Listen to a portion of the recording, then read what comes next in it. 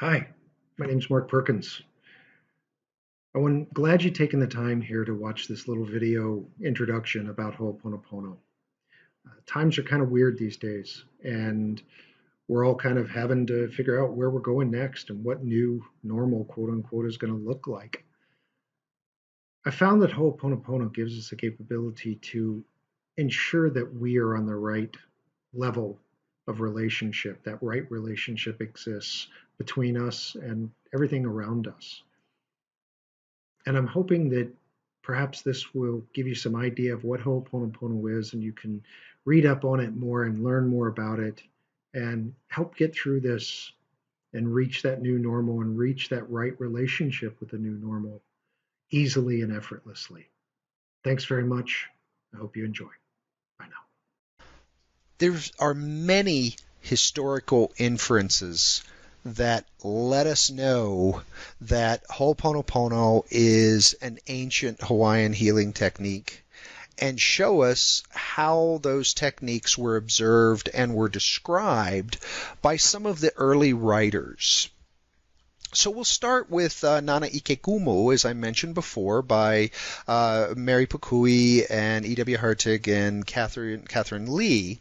Now, by the way, this is a two-volume set that when you find it, when you're looking for it in the old bookstores, etc., you're going to see it as a two-volume set. In that book, Ho'oponopono is referred to as an ancient Hawaiian practice. Now, the Pukui's work and Hertig's and Lee's work is extremely well respected, not only from Westerners but also in the Hawaiian community. So this provides a great validation that what we're talking about here is something that existed in ancient Hawaii and does exist in Hawaii today.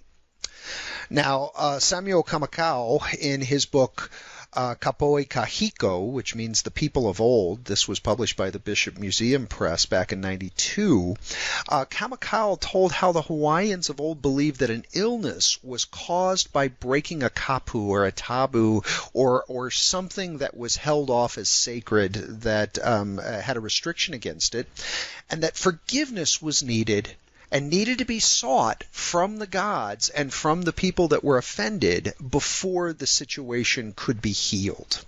Now, that in a very short paragraph describes what the Ho'oponopono process does. In obtaining forgiveness, in providing forgiveness yourself to those that were wronged, we're able to cure that illness and to right that wrong and therefore to make things more right and to allow healing to take place. Douglas Oliver, in his book Polynesia in Early Historic Times, written back in 2002 from Best Press, Oliver described the rites to release an heir in order to atone for an heir. Once again, a very interesting description, doesn't specifically say Ho'oponopono. However, calls out exactly what Ho'oponopono does. And finally, we have Claire F. Parsons, who wrote Healing Practices in the South Pacific back in '95 from the Institute of Polynesian Studies. She talked about a belief in Vanuatu in the South Pacific where anger would cause an illness, and that confessing the wrong and confessing what happened and why it happened and requesting forgiveness was the cure to remove that illness and to allow healing to take place. So all of these are wonderful historical references for Ho'oponopono. Pukui definitely calls the practice out as Ho'oponopono, but the rest of these talked about it and wrote about it and shows not only a Hawaiian tie but also a Polynesian tie, and that these practices were across Polynesia and were part of the culture of the Polynesian race. So on the next page, we'll talk a little bit more about history. As we mentioned, this is a common practice in all of Polynesia, and I believe that these imbalances that a person might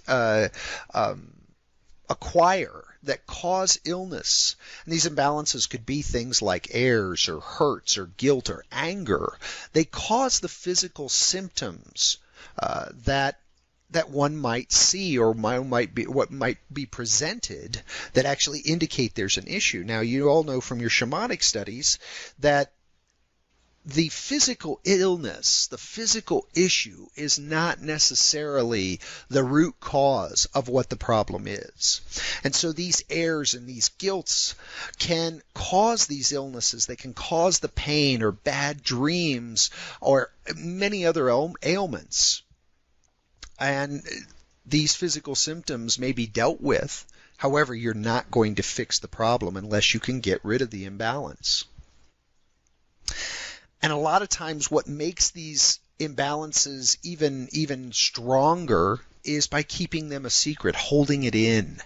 That gives power to not only the imbalance, but also to the physical symptoms. So the longer you hold something in, the longer you go without either asking for or offering forgiveness, the worse the situation's going to get. These symptoms can affect a person directly, of course, but they can also present in a family member or a close associate or in your actual community. So we'll talk a bit more here in just a few minutes about these connections you have with your community and with the rest of your family, and what affects one person affects the other people that you are connected to. So, a family member with a symptom very easily could be caused by an imbalance in yourself. So something to keep in mind as you're looking at the cause and the root cause of illnesses. On the next page, talk a little bit about after thriving in pre-Christian times, Ho'oponopono lost a lot of its focus during the mid-1900s. It was considered to be pagan and heathen and a stupid practice by the missionaries that were coming into Hawaii, and so consequently these practices went underground. They had always been a family practice and been something that was used within the family to help maintain order and maintain balance. However, there were practitioners, kahuna, that would go out and help other people that needed assistance in doing Ho'oponopono if they were not strong enough as a family, or if the situation would not clear up, the kahuna would be called. So like many of the Hawaiian traditional practices, they were put down and suppressed by the missionaries and actually made illegal at one point, that you couldn't even speak your own language in Hawaii, and you could not definitely practice the various traditional healing practices that were available. So anything during that time, because it was being considered heathen and stupid, was kind of called Ho'oponopono. You could be, a fortune teller, any type of prayer or chanting, definitely any sorcery. A Mormon family circle even was considered Ho'oponopono. But, some of the things that are a little bit different, fasting or casting out of demons or even reading the Bible sometimes were considered Ho'oponopono and called Ho'oponopono, but not necessarily properly. On the next page, in a society where, especially one that aims to thrive in extreme isolation, like the Hawaiian Islands, like many of the other Polynesian islands, actions of each person are responsible for the specific, each person is responsible for their specific job in support of the overall success of the community. So everyone in that community was intimately tied together. If there was a conflict between one person in the society and another person in the society, the entire society would suffer. The balance would break down. And the entire society would be at risk. The entire village would be at risk because of this conflict. In those societies, it was understood that all things are connected, either from a mutual need for people to do their jobs, or metaphysically, energetically, through the connection through the Aka connections that we'll talk about here in just a minute, if an imbalance came around, an imbalance in a single individual caused imbalances in everyone.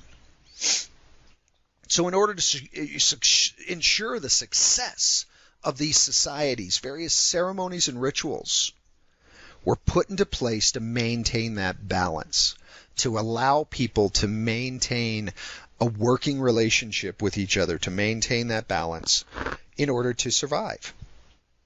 In Hawaii, this was called Ho'oponopono. It was the key to achieving that balance, and achieving that balance not only amongst the people, but between spirit and between nature and men. And it was essential to maintain this balance, whether you were in any society, be it tribal or urban. So even today, especially within a family, but even today in your business relationships, etc., maintaining that balance and maintaining that equilibrium in the group so that everyone is doing their job in order to support the whole, you need something like Ho'oponopono to help reestablish that balance when it gets out of whack.